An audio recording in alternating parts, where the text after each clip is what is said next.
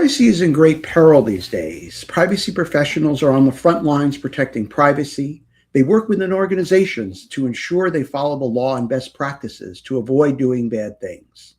They're unsung heroes because if they're doing their job well, you really won't hear about it. Bad things won't happen. Data won't be gathered. Technologies that invade privacy will be better and won't do so. I'm here today with Stephen Bolinger, who is the Chief Privacy Officer at Informa. It's a global events and media company. He's also a voting member of the Jersey Data Protection Authority. He is a former engineer and he has become a lawyer. He spent the past 19 years building privacy, data ethics, and AI governance programs across tech, medical devices, and financial services at organizations ranging from 7-person startups to global enterprises like Microsoft. And his career spans 3 continents. He's had roles in the US and the UK and Australia, and he served as the IAPP's country leader. And he's the director of Privacy People, a feature documentary about the privacy profession. And I wanted to talk to him about his documentary today. I think this is just a phenomenal movie about privacy professionals.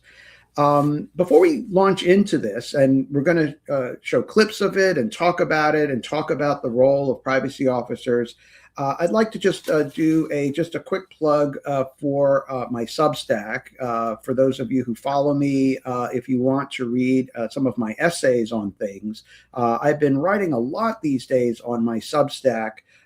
You can find it. I put it in the comments to this post on LinkedIn, and you can just find it by searching online or searching Substack. But I've been posting on privacy and AI law topics, lists of things, also stuff about fiction and film on privacy and AI topics. So I hope you'll join me for my journey as I write about these subjects. So, I should also mention you can subscribe to it for free. So it's entirely free. Even if they hit you up for money, ignore it. You can do it for free. So, Stephen, I'd like to begin by talking about your documentary, and in particular, what motivated you to write this? Sure. Thanks, Dan, and thanks for having me in the discussion. It's a privilege to be speaking with you. Yeah, in terms of the motivation for the film, there's really a few motivations that fed into this. The first one is that before I became an engineer, or actually while I was an engineer, and before I became a lawyer, I was also a struggling actor, and that's what I went to undergrad for was theater. And having been kind of in the professional world for a number of decades now, it kind of felt like time to go back and do something creative and lean into the creative arts. Another factor, a motivating factor, was that I have spent the last almost 20 years in this field and seeing the incredible diversity and passion of people who work in privacy day in and day out. This issue that is this kind of amorphous issue, but plays such a central role in our lives and society. And 25 years ago, there wasn't something that you would call a privacy profession. And I felt like there was some novelty to how our profession kind of came about. And I wanted to really tell the human side of that profession to help people understand not just what we do, but why we do it. And really, finally, I'm really grateful for the career that I've been able to have. And so having the opportunity to tell a bit of the story from some of the people who paved the way before I came into the profession, was a bit of a way to give back to the profession, tell a bit of our story. I wouldn't suggest that I tell the entirety of our story by any stretch, but to tell a slice of our story is an honor, something that that I can give back to the profession. So, it's really happenstance that I had this urge to kind of do something creative. I had this idea around kind of how our profession came about. And I was fortunate enough to have an employer and a manager who was supportive enough to say, yeah, go for it. And it became this probably more massive than I expected side of desk undertaking for a year and a half or so. I'm so glad you made this movie. I think this is such an important role. The privacy officers are really the front line. And at the end of the day, your privacy laws are only enforced at a very minimal level. The enforcement is way out resourced and can only really go after a few. So it depends a lot on organizations following it and doing the right thing. And privacy officers are essentially the conscience of the company. They are the ones internally making sure that things are being followed and good things are being done. And so it's been a very important role. And I think it's great that you're bringing attention to it so that a larger group of people can understand what privacy officers do and how valuable they are. Because I think that's really important work to get everyone to understand, not just the upper management at companies to really understand what this role involves, but just the lay public as well. I'd like to show some clips, and I think first we'll show the trailer, and which kind of has a summary of the film. I should also note that you can see this documentary. It's available on YouTube. It's available on your site. That I put into the comments where you can watch the thing in full. And I urge everybody after this. This is worth watching, and I think you'll really enjoy the full documentary. But we're going to show just a couple appetizer tastes of it right now. So here we go. Let me show a short clip of it, and then we'll talk about it. I usually call Snowden the Chernobyl of privacy. His name is Edward Snowden. Today, he came out as the leaker of classified NSA documents. The general public had a sense that what they were doing on their phones, on their computers, on their iPads, someone could access it for a purpose that was not something they wanted. I've got my DNA online. Like, I've got Ancestry. It's just, yeah, I just find that at the moment I'm pretty vulnerable. But that's the life that we live in. I had a conversation about something, and all of a sudden, it just kind of popped up on my news feed. How does that happen? People immediately recognize that they don't have any control because they're hopelessly outmatched by the most powerful companies ever to exist. The privacy cookie notice. It's now clearer that you're being screwed. That's all. Without privacy, you have the government, you have corporations looking in on everything you're doing. Your freedom goes out the door. Privacy is possibly one of the traits that are most important to the survival of civilization as we know it today. Every day when I get up, I feel I have a purpose. I'm doing something which actually helps people out there live a better life. We're really ordering what kind of a world we want to live in. And that's a huge obligation.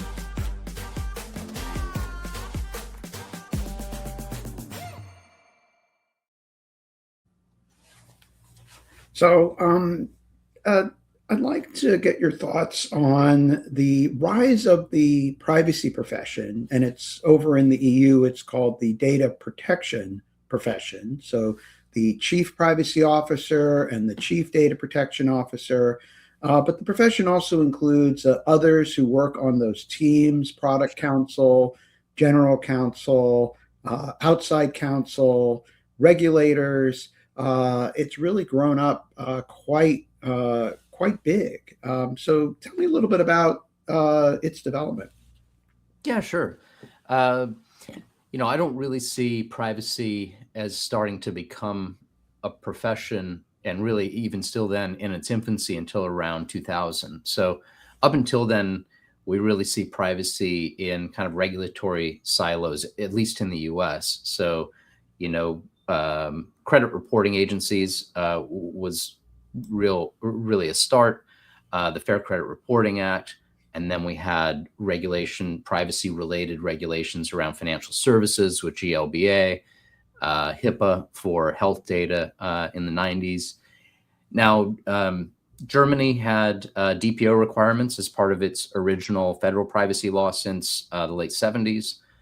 But as we kind of approach the end of, and I think that rule in Germany has evolved considerably since the way it was originally envisioned. But as we approach kind of the end of the 90s, we had then the EU Data Protection Directive, which was in force. We had the FTC start enforcing what most people would classify as privacy cases under its power to go after unfair and deceptive trade practices. And that really started, I think, to get the attention of companies outside of those industries that were already kind of specifically regulated, like credit and financial services and healthcare. But I think the most important factor is actually not necessarily the regulatory and enforcement piece, but and I guess it goes along with that, but really the massive commercial expansion of the World Wide Web and internet services, because that brought with it just troves of data and this surge of services that were paid for by advertising. So I really see the privacy profession as something that has really kind of risen up in response to what we see happening, not just from a regulatory standpoint, but culturally, economically. You know, we have internet, mobile, cloud computing, now AI, and each of these have really ramped up the data that organizations and governments collect, and they give rise to all sorts of privacy risks really at an unprecedented scale. In 2000, we also saw the creation of the IAPP, the International Association of Privacy Professionals, which has since grown its membership to somewhere, I think it's close to 100,000 members now worldwide. So all of these factors have really kind of driven the business need to have senior leaders looking after privacy and data protection issues. And that's where we see kind of the rise of the CPOs and DPOs. And these are two kind of different roles. And I know, and sometimes they're just used kind of interchangeably, you know, DPOs for Europe and CPOs for the US and elsewhere. I see the CPO role as someone who may or may not be a lawyer, but who's looking after the company's overall privacy posture and strategy. You know, they should be at the table when the organization is looking at its broader data strategy, and they should be able to guide the business on how to approach privacy risk kind of holistically. And I see the DPO role, at least in its statutory function, as this very statutory role that has quite specific responsibilities that are defined in law. You know, they have to be independent. They are a conduit with regulators and data subjects. There are certain times when they have to give their views or be consulted for their views on certain compliance matters. That said, I think what we also see is that kind of the DPO role itself has also expanded into this broader kind of leadership role, certainly within European companies, where you're more likely to see kind of the top person looking after data protection, in that case, to be a DPO, as opposed to a US company, where that'll more commonly be a chief privacy officer. Yeah, that's a really interesting overview. Anecdotally, you know, I got started in this area in the late 90s. And at the time, I could count the number of privacy professionals on really one hand. There was hardly anyone. The role was just starting to develop, and laws were just starting to require them. And it's interesting, too, because with a lot of legal issues, as with the burgeoning internet, they weren't designated for a special position. So most of the issues, and still most of the legal issues that a company or organization faces, are dealt with generalists by the GC, the general counsel. But privacy has been called out as a special area, and I think it makes a lot of sense because it's a very complex area. It's an area that has grown. There is a tremendous amount of law. It's the kind of thing that it's very difficult for a generalist who's not steeped in all this to be able to do. And I think we've seen just a meteoric growth of this profession over the years. I'd like to shift a little bit to talk about the importance of the role, like why privacy officers matter. Why does privacy matter? Which really gets to the importance and significance of privacy as an issue this century.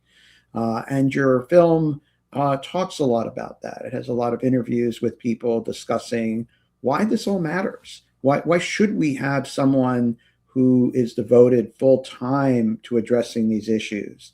In fact, at a lot of organizations, it's not just one person, it's an entire team of people. There are some companies that have hundreds of people, some even more than 1,000 people who are addressing privacy issues. So I'd like to play another clip from your film of folks talking about why this all matters. What reaches everyday people so that they understand what's happening is what's based in popular media. 9/11 was a game changer. So we have this awful thing happen. And then the government is like, we can't let this happen again. We have to find out who did it. So their surveillance laws are allowed to grow. And everybody's fine with that because everybody's traumatized. So sometimes there's this pendulum, right? Something bad happened, pendulum swinging towards security now. And these people will have less privacy rights, but too bad, because what happened is, worth doing this. Today we take an essential step in defeating terrorism while protecting the constitutional rights of all Americans. With my signature, this law will give intelligence and law enforcement officials important new tools to fight a present danger. Governments protect their borders, governments protect their citizens, and they collect data to do so, and they have very good reasons for doing that.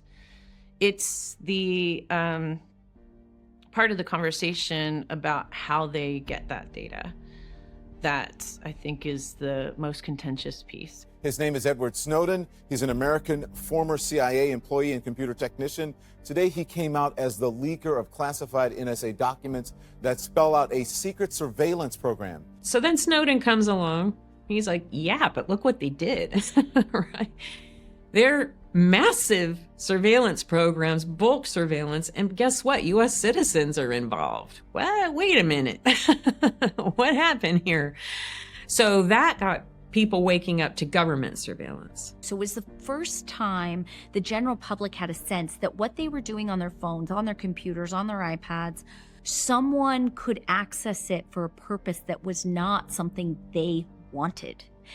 I think for a long time, people's assumption was when they did things online, it was for their own self-interest and that it couldn't be used in any way for something that they had no control over.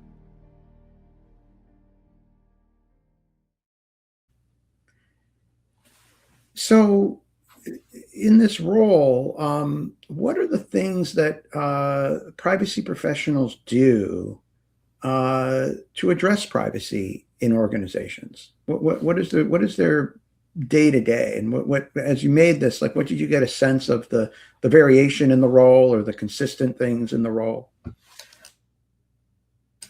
Pardon me. Yeah, it really kind of depends on the individuals, because earlier you talked a bit about kind of the breadth of roles within privacy, and so we have privacy lawyers who are advising organizations in particular on how to comply with specific laws and which laws apply to them, which is also a bit tricky given some of the extraterritoriality of the fact that you're offering services in some other part of the world means that you're caught by their privacy law. There are academics, there are privacy academics like yourself, like Danielle Citron, like Woody Hartzog, who are doing research into privacy topics and teaching other people about them. There's privacy advisors within organizations who are really doing a lot of that kind of day-to-day advising the business. These people might not be lawyers, but they're people who are looking at the company policies and kind of working with people who are creating products and services to help shape what those products and services look like, and make sure that they comply with both their internal policies and regulations. And so there's a ton of work that goes on within organizations around that, applying these kind of privacy by design principles. And another piece of that is more on the technical side, where we have privacy engineers. So there's a whole kind of engineering and privacy crossover, where this field is about having technical people who really understand deep technical issues and can advise on the technical implementations of how we protect privacy by design. And then I guess in addition to that, there is also a whole host of privacy technology providers, companies who make software and services to help operationalize privacy within organizations. That's become a huge business. And there's also privacy advocates. So I'm just thinking of, the different kind of spheres of privacy. Privacy advocates play a really important role as well, in that they're challenging organizations and governments on their positions on certain aspects of privacy, whether that's informing new laws or challenging company practices. So for anyone who's interested in exploring pathways in privacy, there's so many different options now that have developed over the last 10, 15 years. Yeah, one thing I was really glad that you included in the film were the voices, not just of internal in-house folks, but also outsiders and academics and advocates who are like me, who have been generally critical of the way that privacy law has gone about its job. Privacy laws, I think, have been weak and have gone, I think, in the wrong directions in a lot of cases by putting too much onus on individuals to self-manage their privacy. And I appreciate your putting these perspectives into your film. And ultimately, I don't blame the companies for doing what they do. They do what they do because the law allows them to do this. This is the approach that policymakers have crafted for privacy. And I think that has to change. I think there are a lot of instances where internal privacy folks push companies to go beyond what the law does, to do things that are stronger and better than what the law is. But still, we do need the law to come around to start looking at this a little differently. And your film explores this a bit. I'd like to play just another little clip on that, a clip I really love because I'm actually in it. So let's do this clip really quickly here. The problem with thinking about privacy as consent and control is that if you get your wish for more privacy, you get so much consent and control that you choke on it. If you want me to know how you intend to use my information, you should be able to tell me.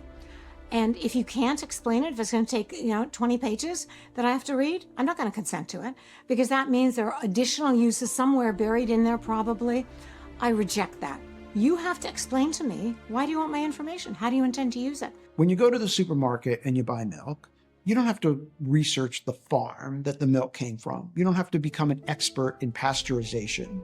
You don't have to become a milk expert and know all the different issues that could happen with milk. You can buy the milk and you can trust that someone has figured out what milk should be safe, and it's going to be pretty safe. And you can decide, okay, what brand do I like? What milk tastes the best? What's the best price, etc. And you don't have to worry about these other things. Someone's figured that detailed stuff out. And I think privacy should work the same way. Every time I go to my hometown, I go on a bullet train that goes like 230 kilometers an hour. I don't care about train safety. I do not sit in this train and be like, oh, I haven't checked the wheels and I should have really read the instructions on Siemens's bullet trains, Like, no one does that.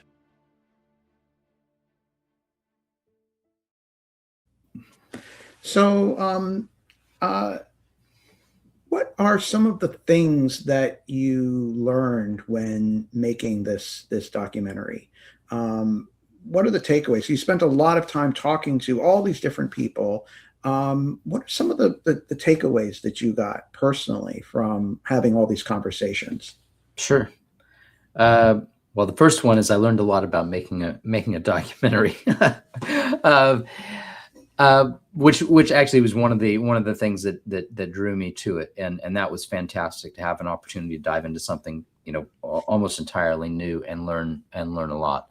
But substantively on the privacy front, I think the biggest, I'm not sure how surprised I was, but the biggest takeaway that I had is really on the topic that you were talking about in the lead up to the clip and what the clip speaks to, in that what stood out is how much agreement there is amongst senior privacy leaders on how broken our regulatory approach is.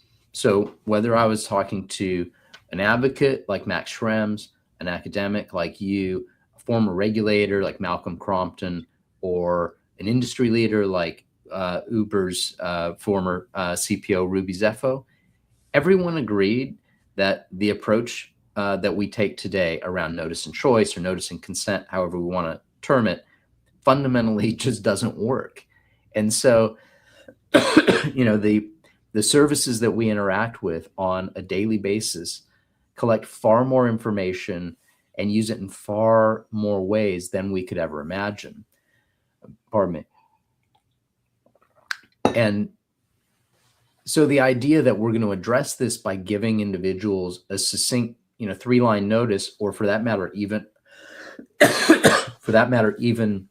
a long form privacy notice to read, have them understand it, and then meaningfully consent, is just absolute nonsense. And, as you pointed out, it effectively just transfers the burden of privacy over to individuals and away from organizations. And so it's a little staggering to me, and it makes me scratch my head a bit to go, okay, well, if we have this broad agreement across all of us, not just, this isn't just advocates and just academics. It's people as regulators in organizations who all see this problem and say, this isn't really helping us protect privacy. Yeah, I think that we do have a remarkable consensus, and I think that even companies know that I think the existing regulation is not getting the job done, and so that puts a lot more importance actually on the role of the privacy officer, because there are things that they will push companies to do, looking behind the scenes, analyzing products and services for potential privacy risks, talking to the engineers who are building those projects to help them understand what they should do and how they should design for privacy. There's a ton of things that they do in this role. I think, unfortunately, the law doesn't say a lot about those things. So it just says a few laws will say, do a data protection impact assessment or do a privacy impact assessment, but it doesn't really go into detail about what those assessments should look like. And it doesn't really specify the content of those risk assessments. And it doesn't really have much accountability for how well they're done, because a lot of times they're just done and not shown to the public or shown to policymakers, regulators. So, but there's a wide variation. A lot depends on how good the privacy officer or data protection officer is. If they have a really broad and thorough understanding of privacy, and they have a really thoughtful risk assessment, they're going to catch a lot more risks than someone who has a much more narrow understanding of privacy. If they really care and they're good at trying to build internal consensus, internal agreement, they figured out how to exercise some power in the organization to steer teams to do things differently, they can be very effective. But a lot depends on their judgment and their skill at both understanding privacy and thinking about these issues, and their sense of ethics, and also then how they translate it into the environment of the organization, understand that the organization wants to pursue its goals, so they can't just go and say no all the time.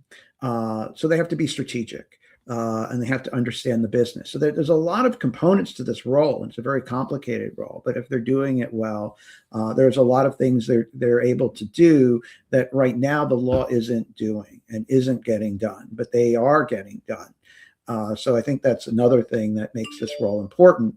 But I think it would be great if the law were to require a lot more. It would strengthen the role. It would strengthen their power in the organization. It would overall improve the protection of privacy if the law took a different direction. But unfortunately, this is where we are. But hopefully in the future, the law, maybe policymakers will listen to folks like me, and the law will change.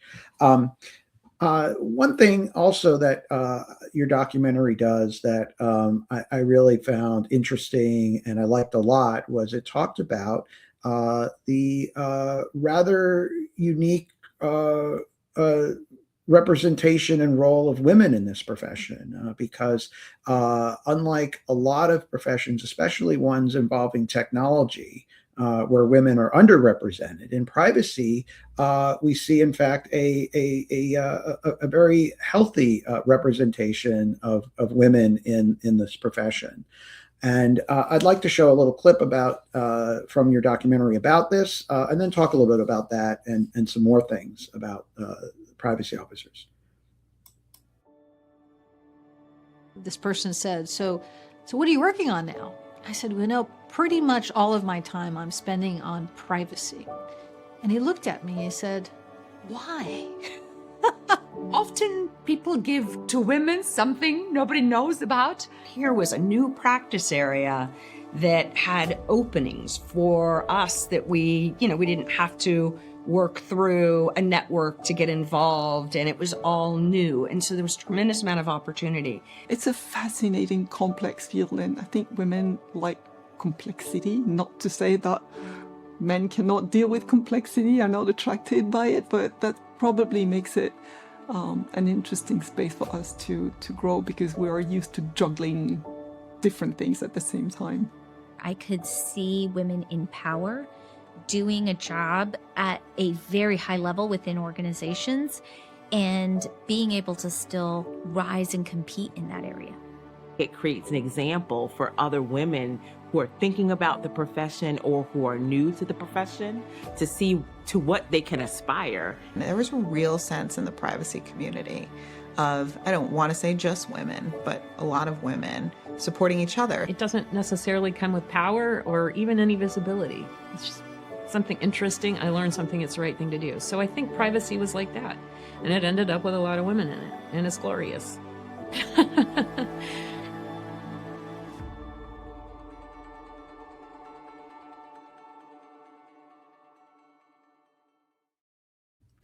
So tell me more about women in this area. Sure. Yeah. Look, there were a lot of kind of subtopics of privacy that I was thinking of when I was kind of trying to figure out what kind of the narrative would be for this film, and some of those were kind of narrowed down as I did more and more interviews to see kind of people's responses and what went well together and kind of how that kind of cohesive narrative could come together. But I knew at the outset that part of this film would tell a bit of the story about women in privacy and highlight, the representation that women have within our field, because I'm quite happy and proud to be in an industry that has such a strong gender balance and where there are so many women in senior roles. And I was curious about how we got there. Like, what was the condition precedent that led to privacy being a field to see these sort of outcomes for women, and how do we recreate those? And there's two answers from my perspective, based on the interviews. There's two answers to that question, and the first one is a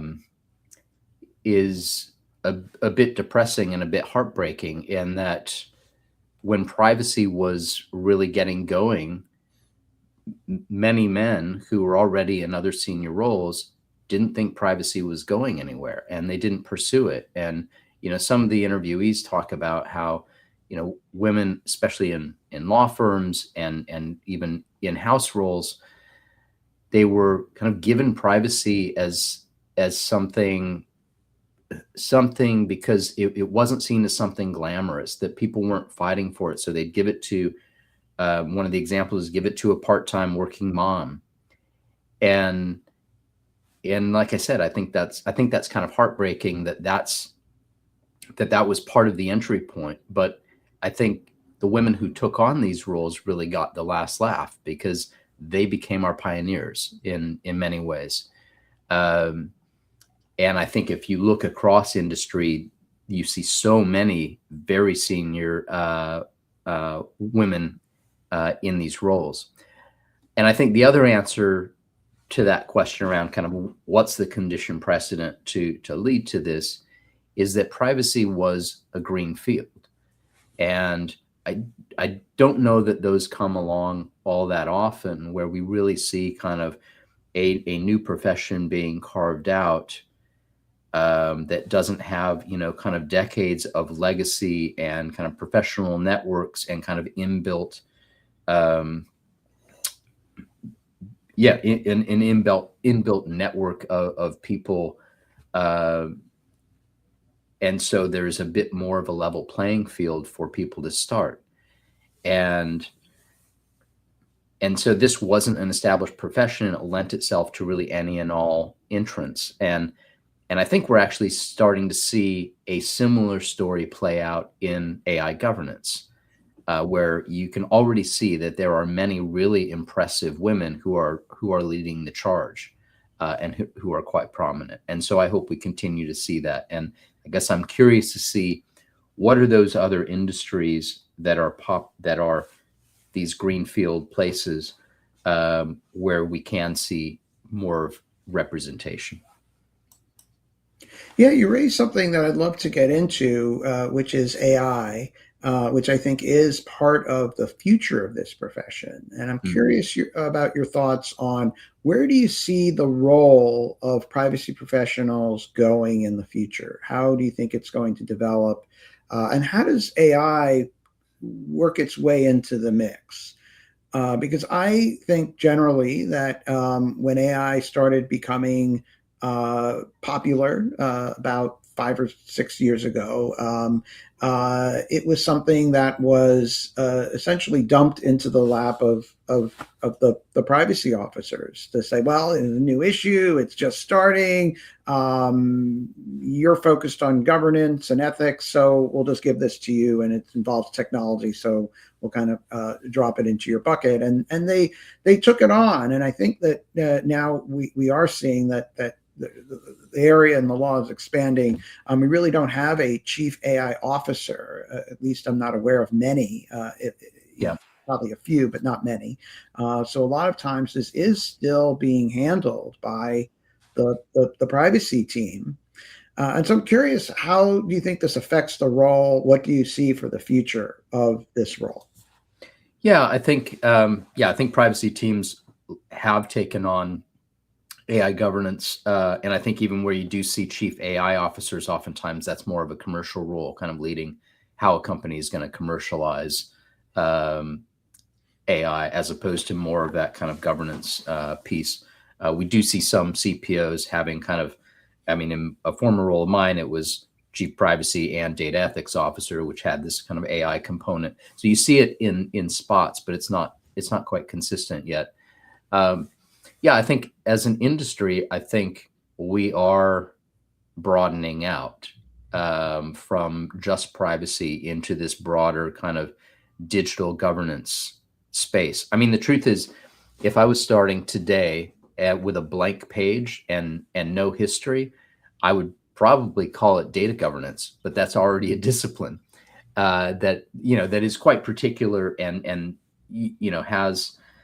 has definitions of what data governance is. And, I'm not advocating that we try to rewrite that. But, I see privacy teams taking on, of course, AI governance, and there's a lot of good reasons for that. I mean, when you think about evaluating a product or service for privacy, you're looking at what data is involved, how's it going to be used, where's it going to be sent, what's the purpose, how long are you going to keep it. A lot of those things are also things that you ask from an AI governance perspective. There's additional things that you ask for AI governance as well, but just having that process to kind of go through those sorts of assessment workflows, advise the business, very data related. You have to understand data flows. I think there's some natural overlap. We also see, I think, privacy teams also, depending on the organization, getting involved in online safety, content regulation, all of these kind of different digital data related regulatory buckets because of that kind of intersection of data. I think that's really the thing that ties them all together. So I think it's becoming an increasingly technical field where understanding data, how systems interoperate, is becoming a really core skill, whether that's just for privacy or for that kind of broader scope. Yeah, and I think that in the future, I wonder how I think the profession is at a really challenging point of time because the laws involving privacy are growing at almost an exponential rate. We have laws in nearly half the states now, with more on the way. We have laws in more than 160 countries around the world. Yep. All sorts of subject-specific laws, AI laws coming into the mix. It's a lot to deal with for these teams, which are often small relative to the amount of law and complexity that they have to address. I think that last in the teens, when the GDPR was passed in 2016 and becomes active in 2018, there was a big bolt of energy into the field in terms of making a really strong case to upper management that the privacy office needed more power and more resources. And I wonder now, I think that that time is 10 years later.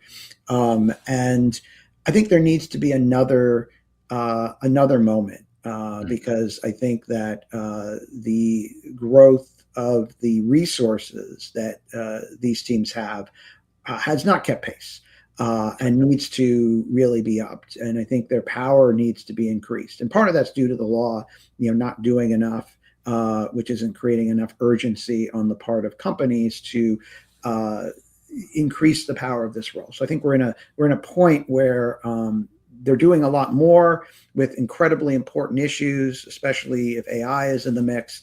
But we need something to kind of help get this role back on track in terms of more resources and more power within the company to do things and to get things done. Because I think they're showing up, but the companies need to help put wind in their sails if it's going to be a role that can keep evolving and growing and keep pace with all the issues that they're being asked to do. This is why I think your film is so important, because it makes that case in a very compelling and engaging way. And so I hope that it's something that the upper management of companies watch. I hope it's something that the public sees and sees what these folks are trying to do and why it matters, and their day-to-day struggles in how to achieve a very complicated set of goals. And so thank you for making this. I urge everyone to check out this film. It is really wonderful. And I appreciate your joining me today. Thanks for having me, Dan. It's been a pleasure.